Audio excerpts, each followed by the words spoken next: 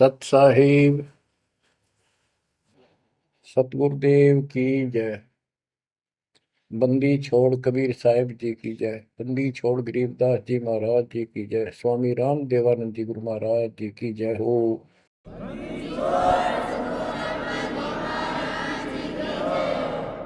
सर्व संतों की जय, सर्व भक्तों की जय, धर्मी पुरुषों की जय।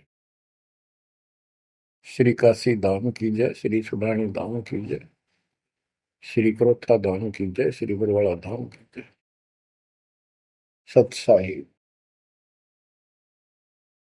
गरीब नमो नमो सत पुरुष को, नमस्कार गुरु की नहीं। सुर नर मुनिगण साधुआ, संतों सर्वस दीन। सतगुरु साहिब संत सब, दंडवतम प्रणाम। आगे पीछे मध्य हुए, किनको पूर्व। कबीर सतगुरु के उपदेश का, सुनिया एक विचार। जय सतगुरु मिलते नहीं, जाते नरक द्वार। नरक द्वार में दूत सब, करते खेचा तान। उनसे कभू नहीं छूटता, फिरता चारों खाने। कबीर चार खानी में भरमता, कबहू न लगता पार। सो फेरा सब मिट गया, मेरे सतगुरु के उपकार। जय जय सतगुरु मेरे की, जय जय सतगुरु मेरे की। सदा साहिबी सुख से वसियो, अमरपुरी के डेरे की। जय जय सतगुरु मेरे की, जय जय सतगुरु मेरे की। सदा साहिबी सुख से वसियो, सतलोक के डेरे। बच्चों, उस सतलोक की याद आती है, और जिस कारण से ये वाणी याद आती है तो शुक्र मनाया जाता है। आत्मा शुक्र मनाती है कि तुम तो सुख से जीवो, हमने तो कर्म फोड़ लिए। हम तो अपने कर्म भोग रहे हैं, तुम लक्की थे, समझदार थे, इस दुष्ट के बातों में नहीं आए। निर्विकार निर्भय तू ही, और सकल वैमान। जी साधो और सकल वैमान। सब पर तेरी साहिबी, सब पर तेरी साहिबी। तुझ पर साहिब नाम, निर्विकार निर्भय। आप अमर कथा सुन रहे हो, सत्यनारायण कथा सुन रहे हो, और आप कहीं भी बैठे हो, दाता ने कैसी दया कर दी। चलते फिरते बैठकर परमात्मा का गुणगान सुनो। बच्चों, ये सत्संग जो है, ये आध्यात्मिक पढ़ाई है, ये आध्यात्मिक शिक्षा है। इसको समझने के लिए भी काफी समय की आवश्यकता है। जैसे बच्चे स्कूल जाते हैं, यानी 15-16 वर्ष तक तो वो टोटली फ्री होते हैं। अपनी पढ़ाई करो, ट्यूशन लगवाओ, क्लास में पढ़ो। तो ऐसे करते करते वो विद्वान बन जाते हैं, डॉक्टर बन जाते हैं, इंजीनियर बन जाते हैं, और बड़ी बड़ी शिक्षाएं प्राप्त कर लेते हैं। इसी प्रकार आपको ये आध्यात्मिक लेक्चर अटेंड करते रहना चाहिए।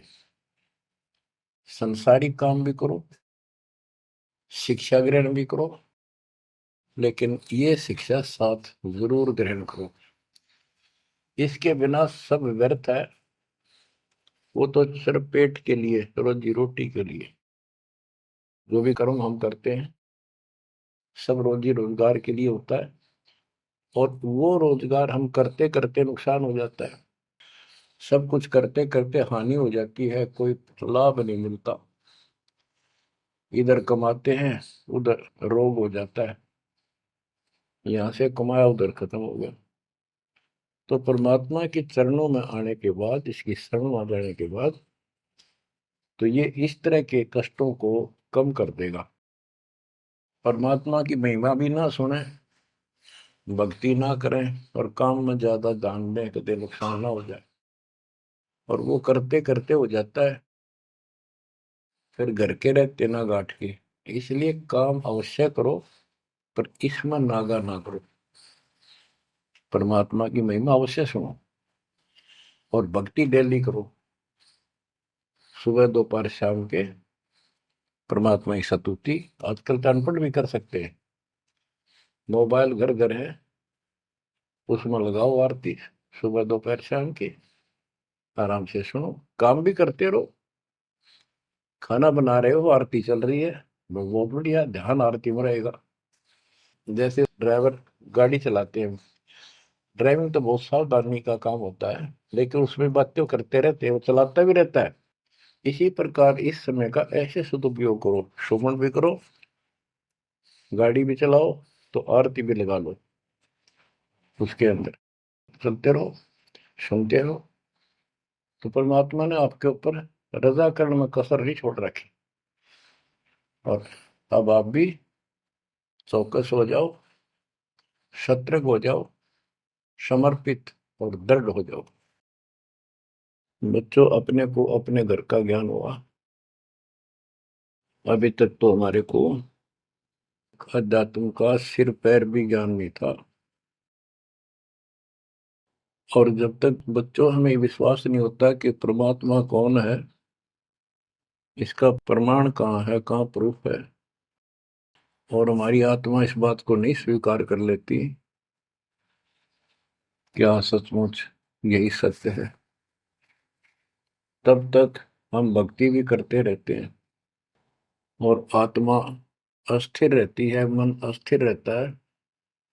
कोई भी कोई साधना बताता है, हम उसी को करने के लिए तत्पर हो जाते हैं। वो पहले वाली तो छोड़ते नहीं, और भी शुरू कर देते, क्योंकि हमें चाह है परम पिता की। हमें इस बात का एहसास है कि एक शक्ति है जो हमारे दुखों का निवारण करती है, किस्मत से भी अलग देती है। किस्मत में दुख आया, प्रारब्ध में कष्ट हुआ, तो हम उसके निवारण के लिए किधर झाड़ फूक वालों के पास, कहीं हाथ दिखाने गए, कहीं पहाड़ों पर किसी ने बताया वहां गए, व्रत रखने को कहा वो रखा। हमने हर तरह से कोशिश की कि कोई सुख प्राप्त हो, ज्यादा धन प्राप्त हो, लेकिन ऐसा कुछ नहीं हुआ। वैसे कभी इत्तेफाक से कोई दाव लग गया, कोई हटकर कोई ऐसा लाभ होता दिखा हो गया, वो होना तो था कर्म का, प्रारब्ध में आ गया कोई, और वो सूत बैठ गया, और हम और दृढ़ हो गए उन्हीं पूजाओं पर, उन गलत साधनाओं पर जो गीता में मना कर रखा है। दास अपनी बताता है, ये आपके साथ भी अवश्य हुई है, आपको अब एहसास होगा। जैसे दास बचपन से रामकृष्ण और विशेषकर विष्णु जी का, कृष्ण जी का विशेष भक्त रहा है, इसके साथ हनुमान जी के प्रति भी लगन में, तड़प में, चाह में कोई कमी नहीं थी। इस कारण से मंगलवार का व्रत रखना, किसी ने बता दिया कि जिला राजस्थान में सालासर एक स्थान है जहां पर हनुमान जी का बहुत प्रसिद्ध मंदिर है और वहां जाने से सारे सुख हो जाते हैं। तो दास सिरसा सर्विस करता था। हरियाणा का एक शहर है, पंजाब से सटा हुआ डिस्ट्रिक्ट है। वहां से पता चला तो दास बैठ के ट्रेन में सालासर पहुंचा। शुरू उतरा वहां से अन्य साधनों से। वहां एक छोटा सा गांव सालासर, वहां एक छोटा सा मंदिर और उसमें एक पत्थर की मूर्ति। उसकी शक्ल भी ठीक सी कोई ना, हनुमान का वो आइडिया लगाया जाता। उस समय यह सन 1978 की बात है। ऐसा कोई वहां पर ज्यादा भीड़ नहीं होती थी। हम सुबह आराम से दर्शन कर लेते थे। हद से हद 500-400 आदमी जाते थे। फिर देखते देखते 10 साल में वहां पर टेढ़ी मेढ़ी लाइन बनने लगी। यानी 4-4 घंटे में नंबर आने लग गया। और उस दौरान जैसे भी कोई राहत मिली, जैसे सर्विस लगी, पढ़ते थे, पास होते चले गए, हनुमान जी और श्री कृष्ण की जय जयकार। और जैसे हम पढ़ते थे, पास होते चले गए। तो ये श्रेय अपने इन इष्ट देवों को मानते थे जो एक से अनेक थे। श्री विष्णु भगवान, कृष्ण जी, श्री राम जी और हनुमान जी, शंकर भगवान जी। यानी शंकर भगवान जी कोई पीछे नहीं रखते थे। और ये बता रखा था अगर माँ की भक्ति नहीं करनी, इसको विशेष ध्यान नहीं देते थे इसके ऊपर। फिर भी पास हुए, सर्विस लगी, पुत्र प्राप्त हुआ। फिर पुत्री संतान होती चली गई। और इतनी खुशी हुई कि सारा कुछ हनुमान जी ने, श्री कृष्ण जी ने, विष्णु जी ने कर दिया। और ये देख रहा है दास के जो कबीर नास्तिक है उनके भी ये सुख हो रहे थे। तो बात ये है, अब पता चला कि ये साधना वो सुख देने की थी नहीं जो हम इनके सिर कर रहे थे। यकीन से होगा इनको श्रेय दे रहे थे। तो बच्चों, कबीर पीछे लग गया जाऊं था मैं लोक वेद के साथ, मार्ग में सतगुरु मिले, दीपक ले दिया हाथ। इस भक्ति के सफर में हम लोक वेद के आधार से इधर उधर भटक रहे थे, सही मार्ग मिला नहीं था और कभी भी मंजिल प्राप्त नहीं कर सकते थे। ठीक है, हमारी तड़प थी तो भगवान भी मिले। जैसे वेदों में प्रमाण है, ऋग्वेद मंडल नंबर 9, सूक्त चमन, मंत्र 3 में कि परमात्मा सबसे ऊपर के लोक में बैठा है। फिर ऋग्वेद मंडल नंबर 9, सूक्त 82, 1, 2, 3 में, ऋग्वेद मंडल नंबर 9, सूक्त 86 के 26-27 में। तो ये बताते हैं कि परमात्मा अच्छी आत्माओं को मिलता है, वहां से गति करके नीचे आता है, उनके संकट दूर करता है, उनको सच्ची राह दिखाता है अपने मुख कमल से। ऋग्वेद मंडल नंबर 9, सूक्त 96 के 16 से 20 तक, ऋग्वेद मंडल नंबर 9, सूक्त 94 का मंत्र 2, 95 का मंत्र नंबर 1। इन सब में मिलाकर एक निष्कर्ष निकलता है कि परमात्मा ऊपर से गति करके आते हैं और यहाँ अच्छी आत्माओं को मिलते हैं। एक कविता, काव्यों यानी लोकोक्तियों, शब्दों, वाणियों, साखियों के माध्यम से अध्यात्म ज्ञान अपने मुख कमल से बोलकर सुनाते हैं। और वो एक कवि की तरह आचरण करते हुए वर्जम घूमते फिरते और अपने मुख कमल से वाणी बोल करके भक्ति की प्रेरणा करते हैं और गुप्त भक्ति के, परमात्मा की साधना के गुप्त मंत्रों को आविष्कार करते हैं, मंत्रों का आविष्कार करते हैं। जैसे गरीबदास जी ने बताया है, कबीर साहब बताते हैं, गरीब सोहम शब्द हम जग में लाए, सार शब्द हमने गुप्त छिपाए। यानी सोहम शब्द किसी भी ग्रंथ शास्त्र में, जिनको हम शास्त्र मानते रहे हैं 600 साल पहले पहले, उनमें नहीं है। और सोहम नाम का प्रचलन बहुत पहले से चल रहा है, पर इन किताबों में नहीं था। क्योंकि कबीर साहब कहते हैं, हम बैरागी ब्रह्म पद सन्यासी महादेव, सो हम मंत्र जय शिव जी को करे हमारी से। उनको ज्ञान समझा सबको। ज्ञान इतना गजब का है, एक बार आत्मा जरूर पकड़ लेती है और नाम की भी इच्छा करती है, तो उस समय जब परमात्मा अपने ज्ञान सुना रहे होते हैं, काल निकल जाता है उस आत्मा से, और आत्मा ध्यान से सुनती है, सत्य मान लेती है। तो इन्होंने ब्रह्मा जी ने, विष्णु जी ने, शिव जी ने सबने नाम दे दिए। इनमें सॉफ्टवेयर लगा दिया परमात्मा ने। विष्णु जी में हरियम का, शिव जी में सोम का, ब्रह्मा में ओम का, और वही आज हमारे को लगा दिया। अब हम अपना काम इनसे डायरेक्ट ले रहे हैं। तो कहने का भाव ये है कि जिस समय परमात्मा अपना ज्ञान सुनाते हैं, काल भाग जाता है। परमात्मा के वहां से आते ही काल प्रवेश कर जाता है, उनकी बुद्धि को फेर देता है। इसी कारण से दोबारा इन्होंने परमात्मा की वाणी सुनी नहीं, विचार नहीं सुना, और ये धोखा खा गई। हमने भी बहुत बार धोखा खा लिया, सैकड़ों बार हम ये कष्ट उठा चुके और ये धोखा खा चुके हैं। तो अपने भगवान को छोड़कर इन बकवादा में बड़े रहे। मानुष जन्म पाएकर खोवे, सतगुरु विमुखा युग युग रोए। बच्चों, गिरीश सतगुर संगत छोड़कर लाख वर्ष जप कीन, इंद्रिय क्रम ना मोक्ष होए, अरे काल के आदि। जैसे आपको बार बार समझाया जाता है कि सतगुरु से विमुख होने के बाद हम आज से 600 वर्ष पहले परमात्मा से विमुख हुए थे। उसके बाद हम पता नहीं किन किन धर्मों में जन्मे, कभी भक्ति की कभी ना की।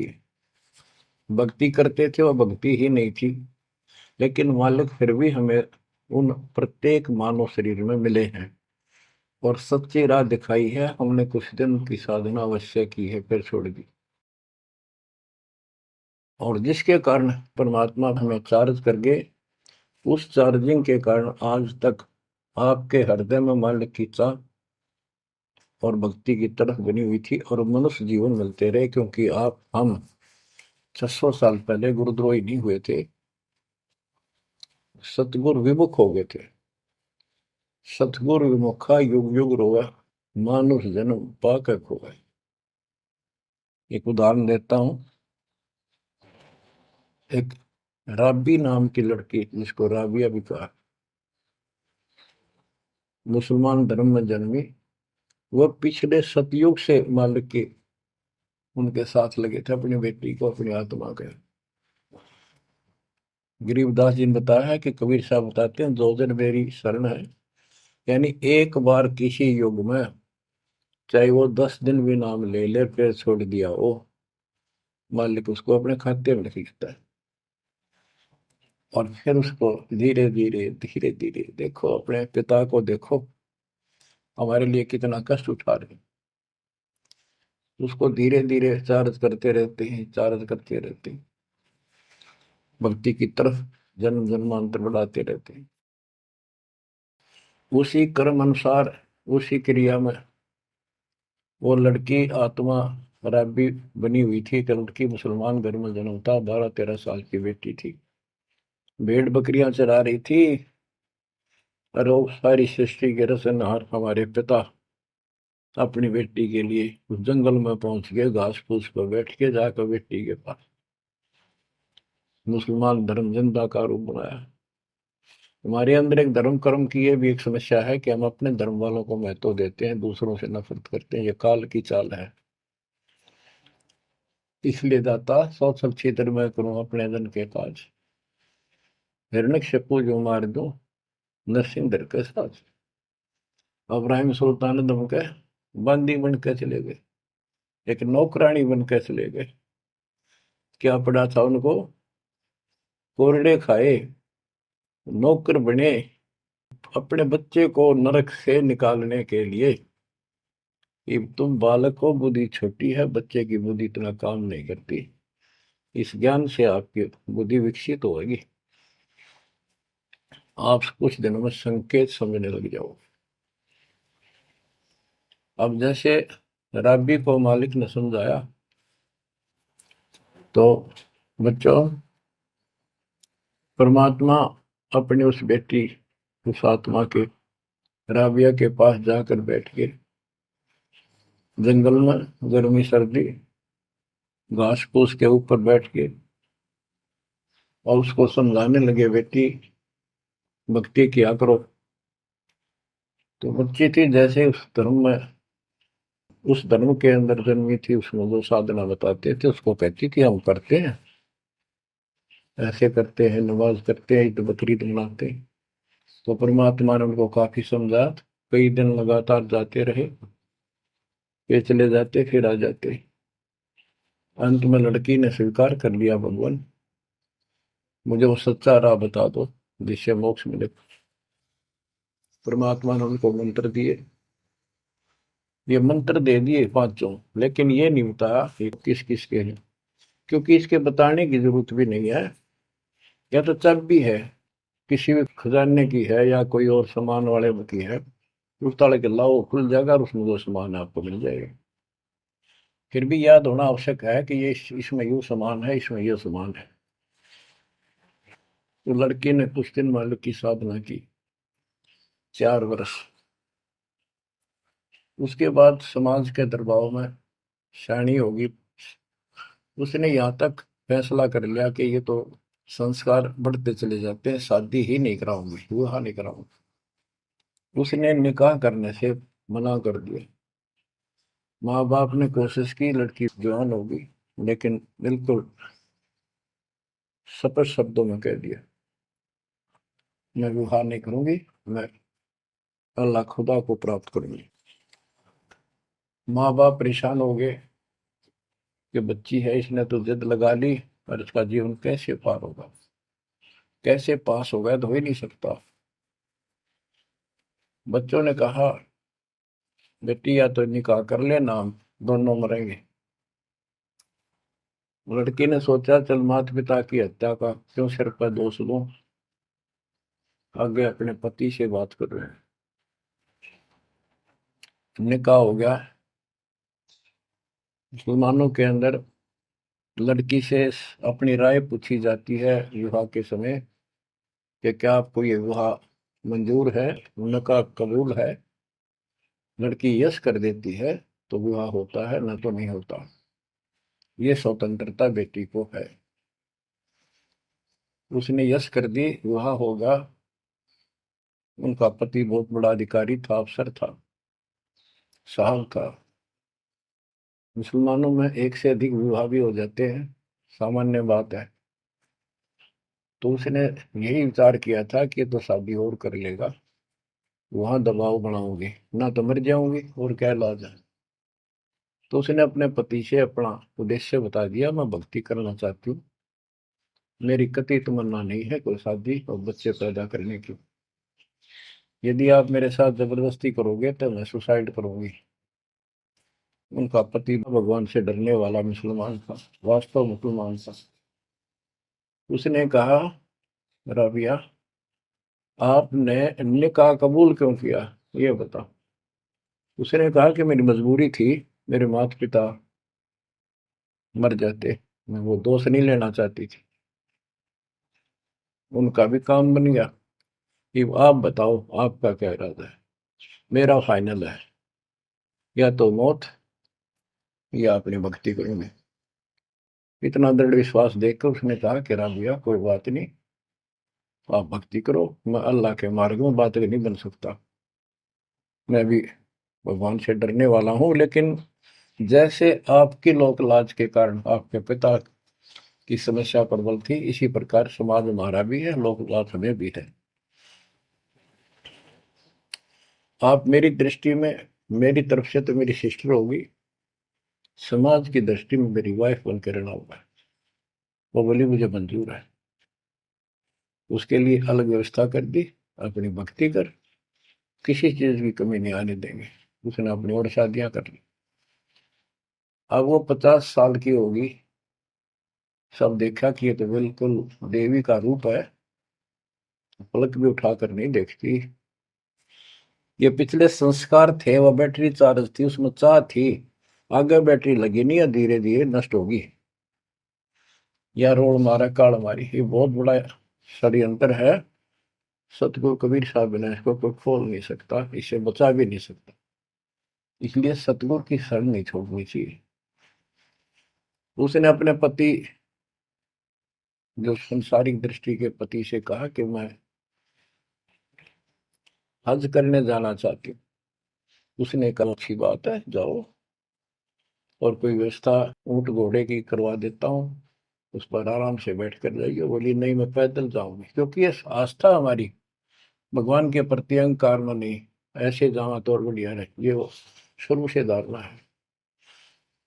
उस समय साधन भी नहीं होते थे, ऊंट घोड़े होते थे, रेगिस्तान में ऊंट ही चलते थे। वो बोली नहीं, मैं पैदल जाऊंगी। राबिया पैदल जा रही थी, रास्ते में कुआं था, उसको बाल्टी और रस्सा नहीं था।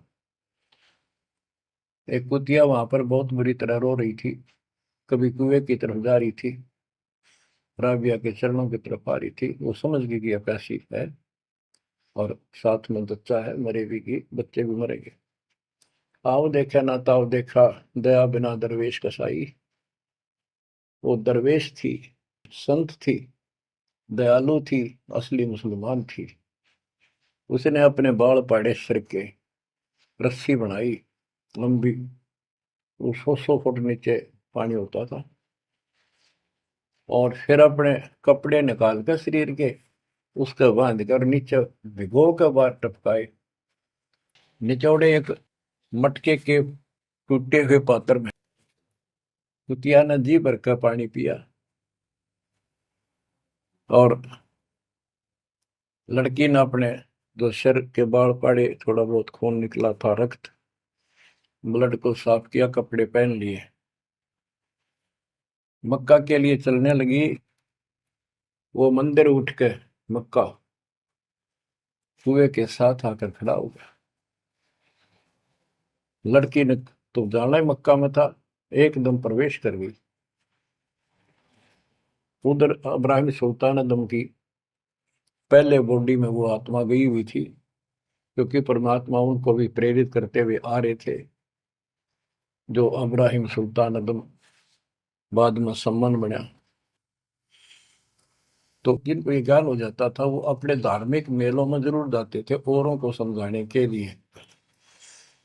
तो इब्राहिम सुल्तान अदम गाड़ी आत्मा वहां गई हुई थी, लोगों में चर्चा हुई, भी मक्का गया कहाँ, हद होगी, मंदिर ही नहीं है यहाँ पर। तब इब्राहिम सुल्तान अदम कहता है, गरीबदास जी बताते हैं, सुल्तान अदम मक्के गया, मक्का नहीं मकान, गया रांड के लेन को यूं कह अदम सुल्तान। लोग बोले रे क्या बोल रहा था, फिर इतने में वो मक्का वापस आ जाता है, और उसमें से राबिया निकली। राबिया देखी, लोग भाग कर प्रवेश किया, देखा तो एक राबिया ने, एक लड़की, उसने अपना परिचय दिया। पूरे मुसलमान समाज में ये बात फैल गई, चर्चा का विषय बना कि भक्ति हो तो राबी जैसी, भक्ति हो तो राबी जैसी, जिसके लिए मक्का उड़कर चला गया जहाज के समान, एयरप्लेन के समान। तो वह हज के लिए गए हुए व्यक्ति इब्राहिम सुल्तान से बोले, अरे भले आदमी, तो एक देवी को क्या कह रहा था, गया रांड के लेने को, नु कह तुम सुल्तान, एक नकमी आत्मा को यो मक्का लेने गया है। तेरा तो भाई दिमाग खराब हो गया, इसी देवी के बारे में ऐसे शब्द बोले, तुझे पाप लगेगा, दोजख में जाएगा। तब उसने उनको बताया, ये कभी आत्मा इसके लिए आए थे, इसको वहां मिले थे ऐसे ऐसे, और इसने वो सत भक्ति छोड़ दी, क्योंकि परमात्मा साधु रूप में कहीं प्रकट हो जाते हैं, ये उनका एक नियम है, अच्छी आत्माओं को मिलते रहते हैं। तो उस इब्राहिम सुल्तान वाली आत्मा को बताया था कि ऐसे एक राबी नाम की बेटी है, उसको भी मैंने ज्ञान दिया, पर नालायक ने वह भक्ति छोड़ दी दुख पाव में। तो उसने बताया कि इसको सत भक्ति मिली थी, डरे डोना ही है यार, उस पिछली साधना के कारण ये सब कुछ हो रहा है। परंतु उन लोगों के अबन में कहाँ समाने वाली थी यह बात, दो अक्षरों में। उस जीवन को पूरा करके वो लड़की, वो आत्मा अगले जन्म में एक बांसुरी नाम की लड़की बनी, जन्म हुआ। धार्मिक शब्द सुनाया करती थी, बड़ी परमल की प्रेरणा थी, उसमें भी अनमैरिड रही वो। और यहां तक विचार कर लिया कि ये सुना है मक्के में जो मरता है वो सीधा जन्नत में जाता है, स्वर्ग में। तो इससे बड़ी अवसर कहाँ मिलेगा अगर दोस्ता होगी। मक्के में अपनी गर्दन काट दी और चढ़ा दी, सब जगह ये चर्चा होगी भाई, बांसुरी तो जन्नत में जाएगी, सीधे दरवाजे खुले हैं। अब बताओ, वो तो लोकवेद था, तत्व ज्ञान क्या कहते। उसके बाद वो लड़की अगले जन्म में फिर लड़की रूप में जन्मी, युवा होकर वैश्या का जीवन दिया, सारा जीवन गंदे कर्म करो, एक भी अच्छी सोच नहीं थी। छोड़ दिए कर्म काल में, मानुष जन्म पाकर खोए, सतगुर विमुखा युग युग रो। वो फिर मर गई उस गंदे जीवन को भोग, पाप इकट्ठे करके ढेर लाग। उस 3-4 साल की साधना से उसको मनुष्य शरीर मिलते रहे। उस दौरान परमात्मा ने कोशिश की, लेकिन वो रंग में रंग चुकी थी। बांसुरी वाले में खुद गायक बन गई, लोग प्रशंसक हो गए, बड़े बड़ी अल्लाह का ज्ञान सुनाती है। और वैसा बनने के बाद उसी कर्म वैसे फूट लिए, अच्छे बात समझ में नहीं आई। वो फिर मृत्यु को प्राप्त हुई, वैसा का जीवन, गणका का जीवन भोग कर फिर वो शेख तकी नाम के एक धार्मिक मुसलमान पीर के घर जन्म लिया बेटी के रूप। 11 वर्ष की, 12 वर्ष की आयु पूरी करके वो मर गई, समय संस्कार पूरा हुआ। परमात्मा कहते हैं, सो चल छिदर मैं करूं अपने जन के काज, उस आत्मा को फिर अपने चरणों में लेना था, अपनी प्यारी आत्मा। जो जन मेरी शरण है ताका हूं मैं दास, केल के लाग्या करूं जब लग धरती आकाश। तो कारण बनाया, शेख तकी के मन में ये धारणा पैदा की कि राजा सिकंदर लोदी से, जो उसका धार्मिक पीर था शेख तकी, उसने कहा कि आप कहते हो इसने, कबीर ने रामानंद जी को जीवित कर दिया, गर्दन काट दी थी आपने, और आपका जलन का रोग ठीक कर दिया, कमाल जिंदा कर दिया। वो तो वैसे उसमें सदमे में था, वो ऐसे वैसे हो जाता, इत्तेफाक उसको जीवित होना था, इसका कबीर का नाम बन गया। जब जानू मैं इसको, मेरी बेटी को जिंदा कर दे जो कब्र में दबी हुई है, 15-20 दिन हो गए। तो कबीर साहब से कहा गया, कबीर साहब ने कहा कि आसपास के लोगों को बता दो कि आ जाओ, एक कमाल होगा। उस शेख तकीर ने ढिंढोरा पिटवा दिया कि इसकी बेइज्जती हो तो छक्का हुआ है, मूर्ख बना रहा। उधर कबीर साहब ने कह दिया कि भाई खूब बुला लो, आस पास जितने बुला सकते हो, सबके सामने देखते हैं परमात्मा की क्या रजा होती है। हजारों व्यक्तियों के सामने कबीर साहब ने कहा, एक शेख तकी की बेटी जीवित हो जा। कब्र फुलवा दी, उसमें 100 पड़ा था। कहा एक शेख तकी की बेटी जीवित हो जा, लड़की नहीं जीवित हुई। फिर दोबारा कहा, फिर भी जीवित नहीं हुई।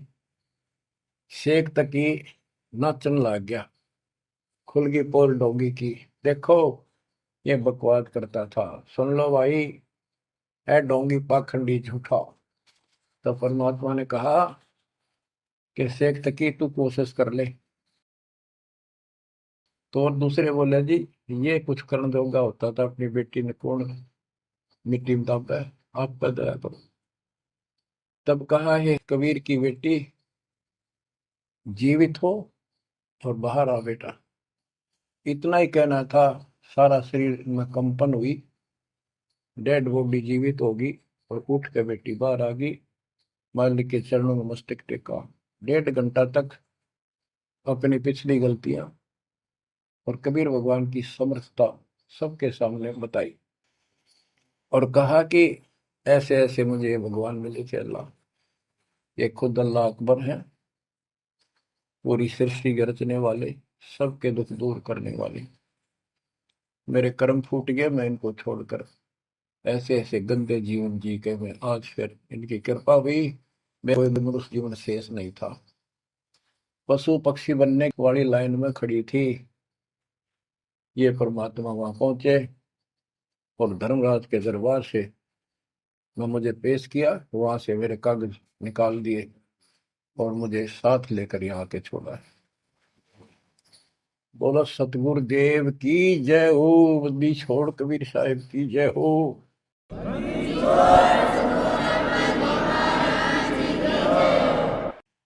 तो उसने कहा बेटी जा अपने पिता के साथ। कबीर साहब ने कहा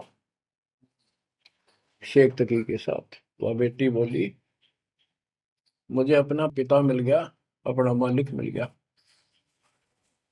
इस कर मेरा संस्कार इतना ही था। आप मेरे पिता हो, सारी सृष्टि के मालिक हो, मैं तो आपके साथ रहूं। अपने गुरु के मैं संग संग होली, अपने गुरु के मैं संग संग होली। सखेरे मोहे नेकन आई लाज, आज मोहे गुरु दर से दिखाए।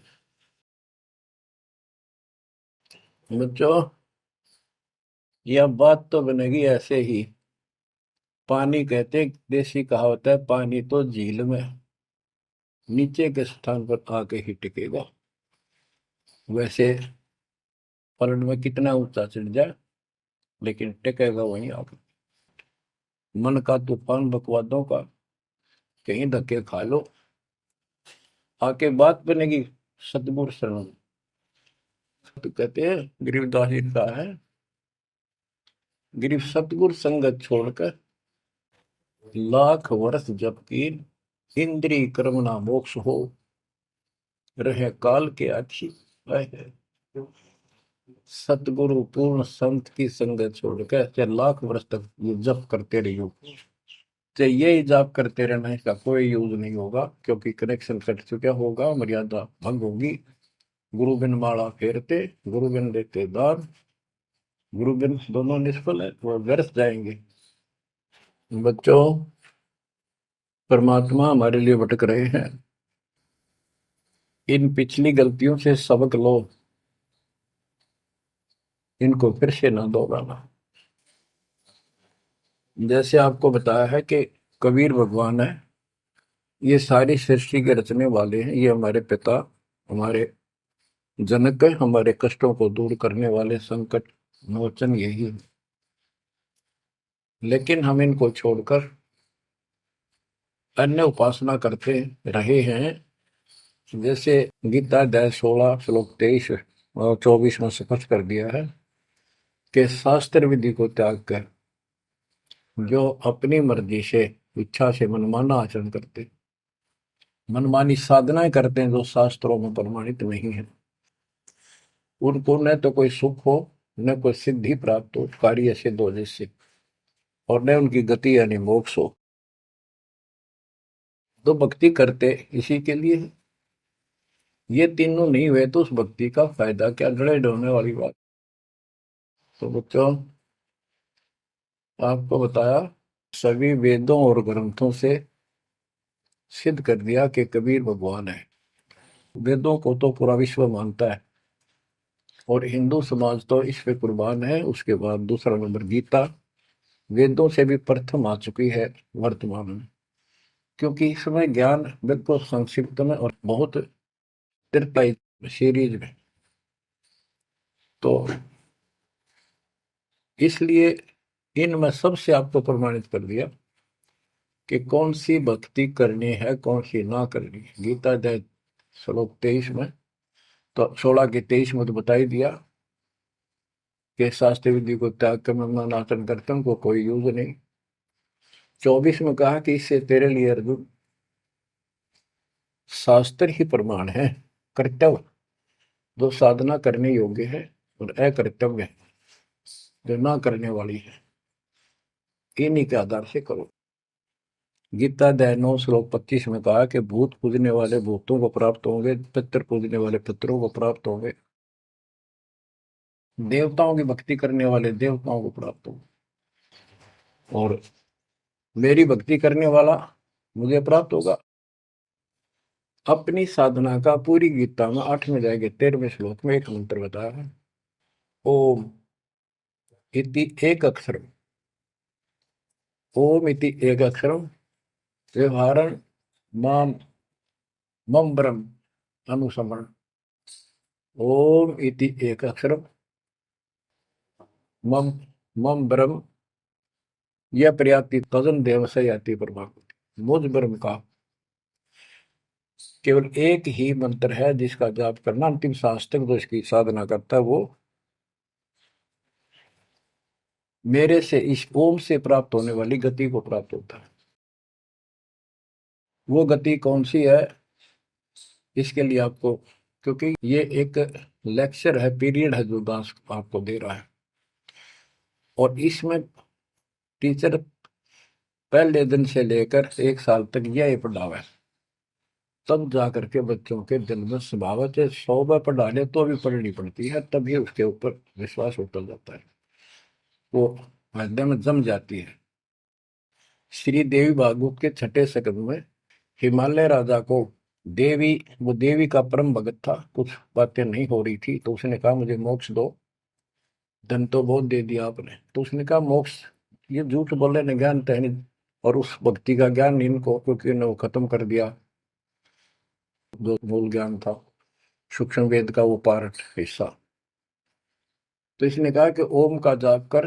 राजा हिमालय से श्री देवी ने कहा, दुर्गा ने, ओम का जाप कर और सब बात छोड़ दे, वो ब्रह्म दिव्य आकाश रूपी ब्रह्म लोक में रहता, उस ब्रह्म को प्राप्त हो जाओगे, तुम्हारा कल्याण हो। गीता अध्याय 8 श्लोक 16 में बताया है कि ब्रह्म लोक में गए वे भी सब पुनरावृत्ति में है। गीता चारों वेदों का सारांश है, ये वेद है, जितना इसमें वेदों वाला ज्ञान है वो सत्य है, कुछ काल ने अपना मिलावटी किया है, वो अलग दिखाई देता है, वो केवल युद्ध कराने के लिए अटकलबाजी इसने की है, और बीच में अपना तड़का भी लगाया है, वो साफ निर्णय हो गया, क्योंकि सूक्ष्म वेद सब कुछ है, उससे सभी छट गया अलग अलग से, ये गलत है ये ठीक है। तो ब्रह्म लोक में गए वे भी पुनरावृत्ति में पुनर्जन्म होता है। गीता अध्याय 4 श्लोक 5 में इसने स्पष्ट कर दिया, अर्जुन तेरे मेरे बहुत जन्म हो चुके हैं, तू नहीं जानता नहीं है। गीता अध्याय 2 श्लोक 12 में यही 10 के 2 में बताया कि मेरी उत्पत्ति तो हुई है, लेकिन ये ऋषि देवता नहीं जानते, क्योंकि ये मेरे से उत्पन्न हुए।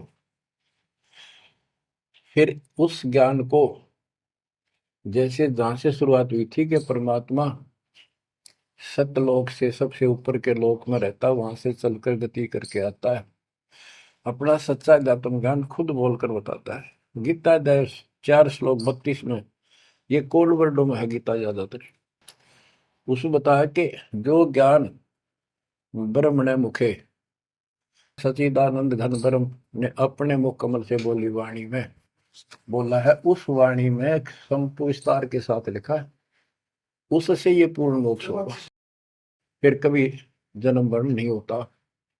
उसके बारे में चौथे अध्याय के 34वें श्लोक में कहा है कि उस ज्ञान को तत्वदर्शी संतों के पास जाकर समझ, उनको दंडवत प्रणाम करने से, कपट छोड़कर उनकी सेवा करने से वो तत्वदर्शी संत जो तत्व ज्ञान का उपदेश करेंगे। गीता अध्याय 15 श्लोक 1 में स्पष्ट कर दिया है, जो इस उल्टे लटके हुए संसार रूपी वृक्ष की के सभी विभाग का नारा नारा ज्ञान बता देता, सभी विभागों का पार्षद सवेदवित वो वेद के तात्पर्य को जानने वाला है।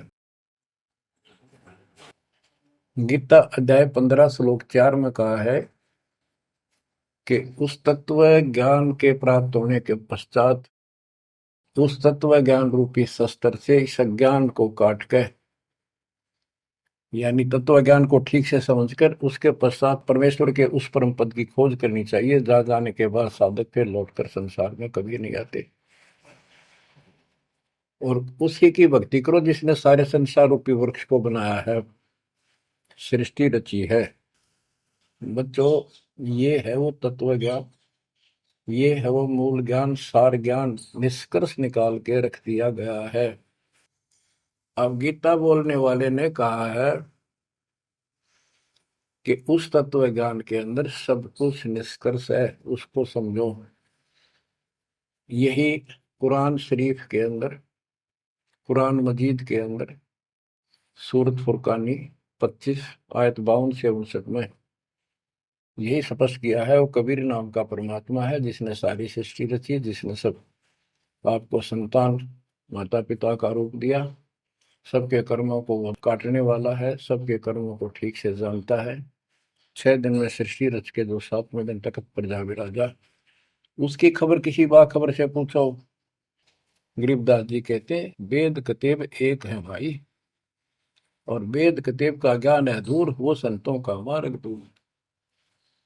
ये अधूरा ज्ञान है, जब इसमें स्पष्ट है ही नहीं, जब ये कह दिया कोई और बताओगा तो वो और अब आपके सामने है, आपको प्राप्त हो चुका है। अब भी बच्चों नहीं समझोगे तो कौन सी विधि अपनाएं जो आपकी आंखें खोले। कबीर द्वार धनी के पड़ा रहे, धक्के धनी के खावे, 100 काल जो ही पर द्वार छोड़ नहीं जावे। अब आपने इतना करना है, इस ज्ञान को समझकर मालिक से दूर ना होना, सतगुरु विमुखा मत हो जाना। इसमें आपको अच्छा लगे चाहे कोई कष्ट लगे, वो कष्ट भी गॉड गिफ्ट होगी। हो सकता है पता नहीं कौन सा पहाड़ सा कष्ट आपका हल्के में टल रहा हो, पर जल्दी ना करया करो। और तो धरती पर कहीं जा रही हो तुम्हें कभी राहत नहीं मिलेगी।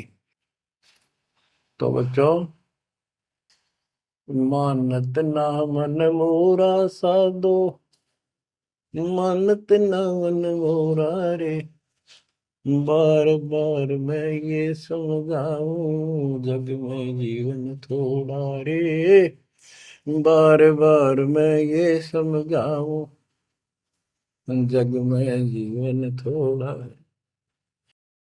दुविधा दुर्मति चतुराई में जन्म गया नर तोरा रे, अब भी आने में लो सत्संग में, करो गुरु ज्ञान पर गौरा रे। अब भी आने में लो सत्संग में, करो गुरु ज्ञान पर गौरा रे। शरण पड़े को गुरु संभाले, जाने का बालक भोला रे। कह कबीर तुम चरण चित राखो, जो सोई में डोराए। कह कबीर तुम चरण चित राखो, जो सोई में डोरा रे। मानत ना मन मोरा साधो, मानत ना मन मोरा रे, बार बार मैं ये समझाऊं जग में जीवन थोड़ा रे। बच्चों, जैसे धागा सुई में चिपका रहता है, ऐसे लटके रहियो परमात्मा के दास के चरणों, मोक्ष मिलेगा सत्साहिब।